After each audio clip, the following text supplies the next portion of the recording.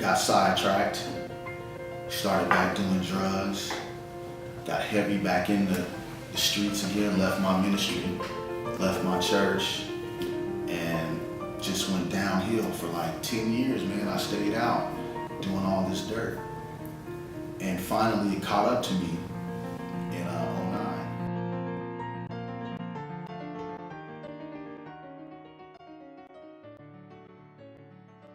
You mess up, you go to this prison or whatever and, you know, essentially learn how to be a better criminal.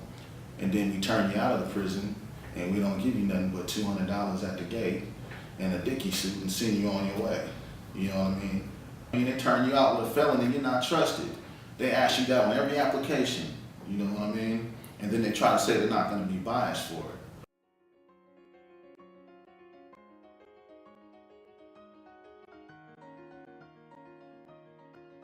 Okay, well, Service League just eliminated that. We're going to get you a job.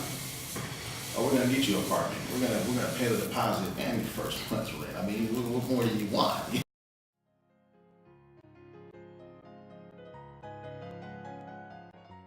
Service League is a tool. Okay, now we have a way for you. If you decide to do this, we can do this for you.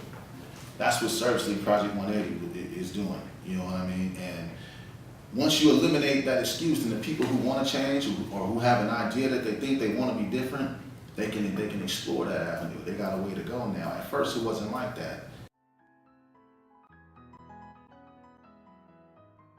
But I did, she didn't judge me.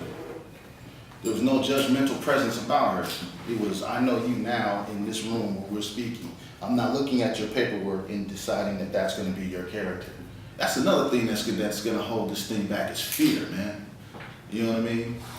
Yeah, Angela, she had no fear about her. She spoke her mind, what she had to say, when she had to say it. She listened to me, you know what I mean? And I felt that, you know what I mean? And I gave into that.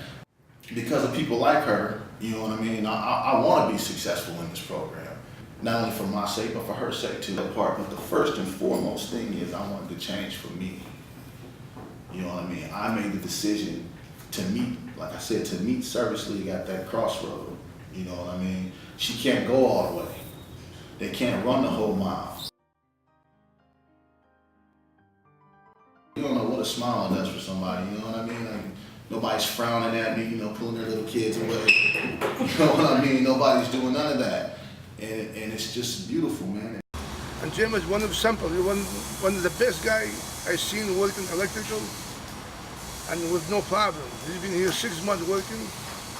He keep telling me he never got a job for a guy in 6 months like we do here. We're keeping him because I'm very happy with him. I don't bother him. He don't bother me. He do his work like every normal person in the world. And nobody perfect. Everybody makes no mistake. He clean up after a little while. Electrical, no. I don't teach him electrical. He's smarter than me electrical. But I teach him everything else to do, yeah. He loves to work. I don't know, he loves to work. He hates to stay home.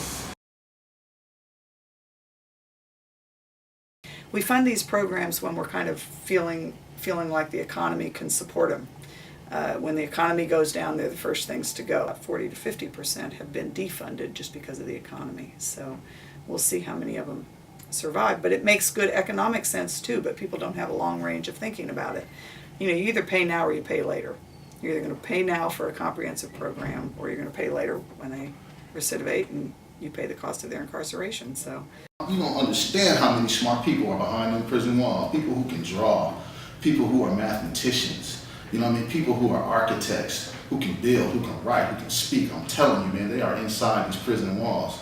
And I believe that through this program, we can turn some of those men out and this country would be better for it.